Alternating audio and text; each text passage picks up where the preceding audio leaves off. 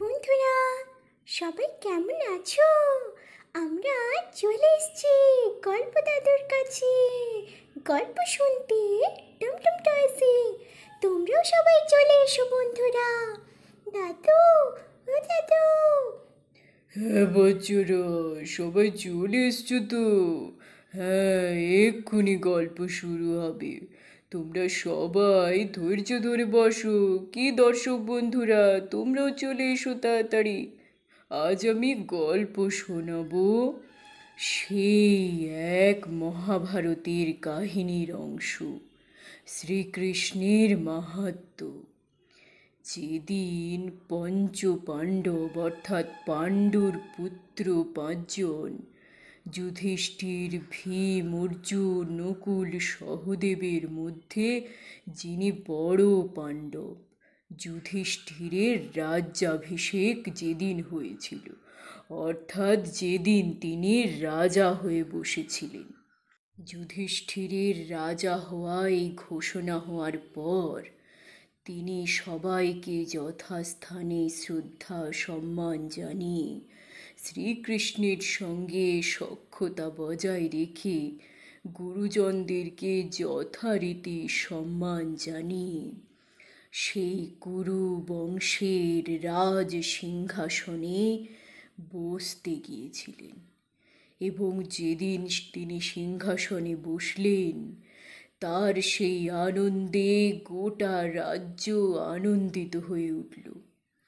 কিন্তু আনন্দ পেল না কুরুবংশের সেই মামা শকুনি, দুর্যোধন, দুঃশাসন, সেই ধৃতরাষ্ট্রের পুত্ররা। মামা শকুনির তীব্র রাগ হলো এবং তিনি কিভাবে ওই যুধিষ্ঠিরকে রাজ্যের সিংহাসন থেকে সরিয়ে দিতে পারবেন এবং কিভাবে এই কুরুবংশের ধ্বংস করবেন, সেটাই শুধু ভাবতে লাগলেন। এবং সারা দিন ধরে তিনি এই কুরুবংশের ধ্বংসের নানা পরিকল্পনা করতে লাগলেন, কিন্তু কোনোভাবেই সেরকম পথ পেলেন না। এদিকে রাজমহলে বসুদেব এবং রানী কুন্তির ভগিনী শ্রুতস্রবার পুত্র শিশুপাল, তিনি বিষ্ণুর অষ্টম অবতার শ্রীকৃষ্ণের ৭৮ নাম নিয়ে নানা কটূক্তি করতে লাগলো, নানা খারাপ কথা বলতে লাগলো। শ্রীকৃষ্ণের হাতে ছিল সুদর্শন চক্র। তিনি রেগে গিয়ে সেই সুদর্শন চক্রের প্রয়োগ করলেন এবং সেই সুদর্শন চক্র গিয়ে পড়ল একেবারে তার গলায় এবং তার গলা কাটা পড়ল। শিশুপালের মুন্ড এবং দেহ আলাদা হয়ে গেল। এই শুনে রানী দ্রৌপদী ছুটে এলেন এবং এই বীভৎস দৃশ্য দেখলেন এবং দেখলেন স্বয়ং শ্রীকৃষ্ণের হাত থেকে রক্ত পড়ছে সেই চক্রের আঘাতে। তখন তিনি তার শাড়ির আঁচল থেকে কিছুটা আঁচল ছিঁড়ে নিয়ে শ্রীকৃষ্ণের সেই রক্তের অংশতে বেঁধে দেওয়ার জন্য এগিয়ে গেলেন এবং বললেন, এ কি গোবিন্দ, এ কি করেছেন? আপনার হাত থেকে যে রক্ত পড়ছে গোবিন্দ, এ আপনি কি করেছেন? এ আপনি কি করেছেন? শ্রীকৃষ্ণ বললেন, সখী, সখী, তুমি চিন্তা করো না।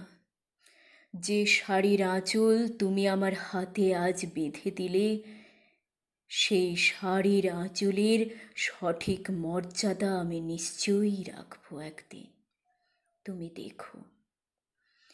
এদিকে যুধিষ্ঠির রাজা হওয়ায় মামা শকুনির হিংসা এবং রাগ আরও তীব্র হতে লাগলো।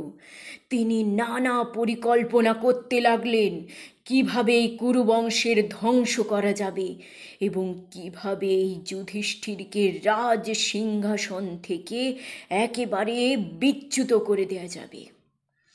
তিনি নানাভাবে পরিকল্পনা করতে করতে একদিন এক অদ্ভুত বুদ্ধি মাথায় আনলেন এবং সেই পরিকল্পনা সফল করতেই তিনি হাসি মুখে চললেন রাজমহলের দিকে এবং রাজা যুধিষ্ঠিরকে ডেকে আয়োজন করলেন পাশা খেলার এবং সেই পাশা খেলার গুটি তৈরি করলেন রাজা সুবলের আঙুলের হাড় দিয়ে। যেই গুটিতে যেমনই দান চাইবেন তেমনই পড়বে। যুধিষ্ঠিরও পাশা খেলায় দান ফেলতে লাগলেন, কিন্তু শকুনি যেমনই মনে চাইলেন ঠিক তেমনই দান পড়তে লাগলো এবং পাশা খেলার এই চালে যুধিষ্ঠির ধীরে ধীরে হারতে লাগলেন এবং বাজিতে হেরে গিয়ে তার সমস্ত কিছু একেবারে দান করে দিলেন। শেষে তিনি কথা দিলেন তিনি তার সর্বস্ব দিয়েই পাশা খেলার কথা রাখবেন এবং বললেন, মামাশ্রী, আপনি চিন্তা করবেন না, আমি যেভাবেই বলেছি দরকার হয় আমি আমার সমস্ত কিছু দান করে দেব। হ্যাঁ ভাগ্নে, তুমি তোমার সমস্ত কিছুই দান করবে, আমাকে বলেছিলে, এটা যেন মনে থাকে। হ্যাঁ মামাশ্রী, আমি মনে রাখছি, আমি মনে রেখেছি এবং তাই আমি করে দেখাবো। এবং এই পাশা খেলার চালে যুধিষ্ঠির শেষ পর্যন্ত হেরে গিয়ে রানী দ্রৌপদীকে বাজি রাখলেন। তাতে খুশি হলো কুরুবংশের দুর্যোধন দুঃশাসনরা এবং পাশা খেলার বাজিতে হেরে গিয়ে রানী দ্রৌপদীকে যখন যুধিষ্ঠির দান করে দিলেন তখন দুঃশাসন তাকে টেনে হিচড়ে ফেললেন এই দ্যূত সভায় এবং যথারীতি বলতে লাগলেন, রানী দ্রৌপদী, তুমি আজ থেকে আর মহারানী নও, তুমি আমাদের দাসী।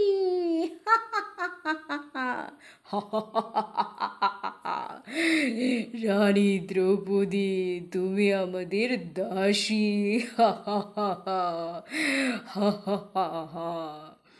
এবং অন্যান্য সবাই তা চুপ করে দেখতে লাগলো। এ কি দাদু, এ কি হলো? রানী দ্রৌপদীকে ওরা দাসীর মতো এনে দ্রুত সভায় ফেললো। এরপরে কি হবে দাদু, আমাদেরকে বলো দাদু, এরপর কি হবে? শ্রীকৃষ্ণ কি দ্রৌপদীকে রক্ষা করবেন? উনি কি সাহায্য করবেন দ্রৌপদীকে? আমাদেরকে বলো দাদু, আমরা যে ভীষণ শুনতে আগ্রহী।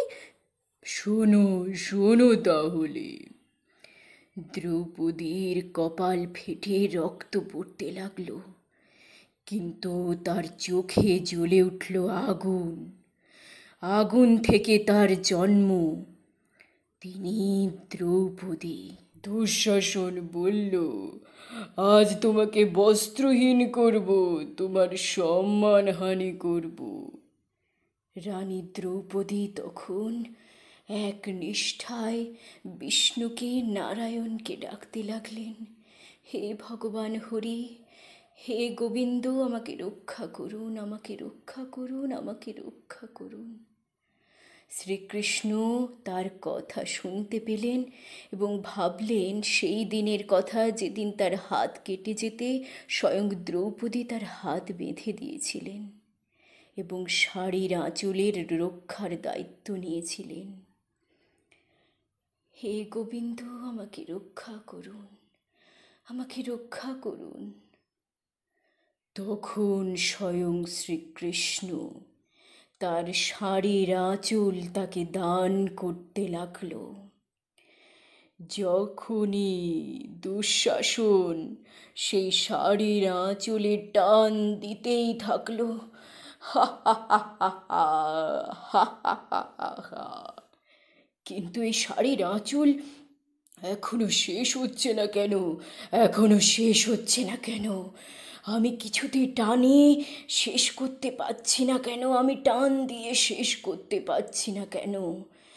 এ কি হচ্ছে? আমি তো টান দিয়ে এই শাড়ির আঁচল শেষ করতে পারছি না। আমি নিজেই ক্লান্ত হয়ে পড়ছি, ক্লান্ত হয়ে পড়ছি। এইভাবে দুঃশাসন নিজেই ক্লান্ত হয়ে পড়ে গেলেন এবং স্বয়ং দ্রৌপদীর আত্মসম্মান রক্ষা করলেন স্বয়ং শ্রীকৃষ্ণ, তার সখা গোবিন্দ। দ্রৌপদী ছুটে গিয়ে পড়লেন গোবিন্দর পায়ে। গোবিন্দ, আপনি আমাকে রক্ষা করেছেন, কিন্তু কেন আমার সঙ্গে এমন হলো? আমার কি দোষ? তোমার কোনো দোষ নেই সখী, তোমার কোনো দোষ নেই। যারা পাপী, যারা ধর্মনাশ করে, তাদের নিশ্চয়ই সমস্ত কিছুরই নাশ হয়।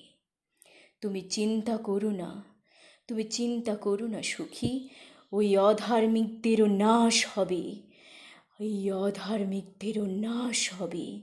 যারা তোমার গায়ে হাত দিয়েছে, তোমাকে ওইভাবে হিংস্রভাবে টেনে নিয়ে গিয়ে ওই দ্যুত সভায় আঁচড়ে ফেলেছে, তাদের নাশ হবে, তাদের ধ্বংস হবে, তারা নিশ্চয়ই ধ্বংসপ্রাপ্ত হবে। শুনলে তো বাচ্চারা, শ্রীকৃষ্ণ কি বললেন?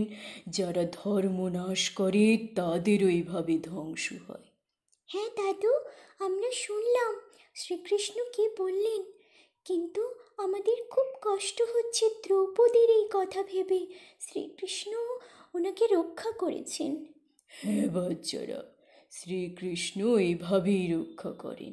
হ্যাঁ দাদু, আজকে তো গল্প শুনলাম, পরের দিনও আমরা এরকম কোনো গল্প শুনবো। সামনেই জন্মাষ্টমী, আমরা কৃষ্ণরই কোনো গল্প শুনবো দাদু, তুমি শোনাবে তো? হ্যাঁ, নিশ্চয়ই শোনাবো। আর বন্ধুরা, তোমরা সাবস্ক্রাইব করে দিয়েছো তো টমটম টয়েস? লাইক করো, কমেন্ট করো, শেয়ারও করো। হ্যাঁ বন্ধুরা, তোমরা কিন্তু আমাদেরকে জানাও তোমাদের কেমন লাগছে। ঠিক আছে বন্ধুরা, আজকে টাটা, বাই বাই।